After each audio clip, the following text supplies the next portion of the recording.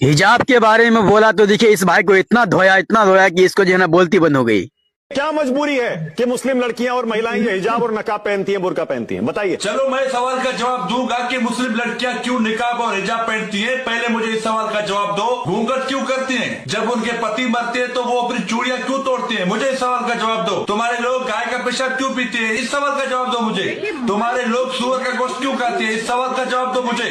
तुम्हारे लोग गाय का गोबर क्यों खाते हैं? इस सवाल का जवाब दो मुझे।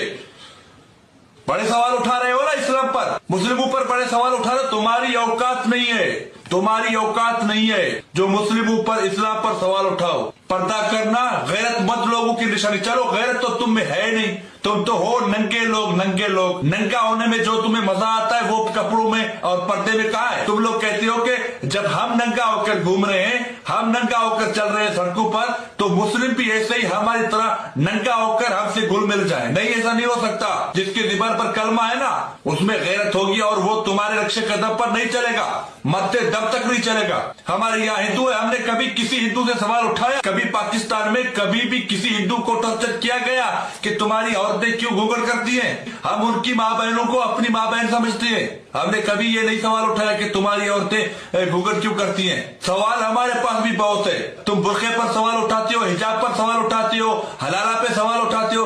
वो हमारा मजहब है, हमें मिला है इस्लाम, हम खुशकिस्मत हैं। तो इस्लाम के असूल है, हम उन असूलों पर चल रहे हैं। तुम्हारी हैसियत तो औकात नहीं है जो इस्लाम के बारे में, पर्दे के बारे में, बुर्के के बारे में, हमारी माँ बहनों के बारे में सवाल करो।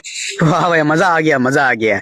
तो कोई भी आपके सामने हिजाब के बारे में, इस्लाम के बारे में, किसी के बारे में बोले तो ऐसे ही जो है ना ईंट का जवाब पत्थर देना, तब जाके वो लोग उन लोगों को समझ में आ जाएगा।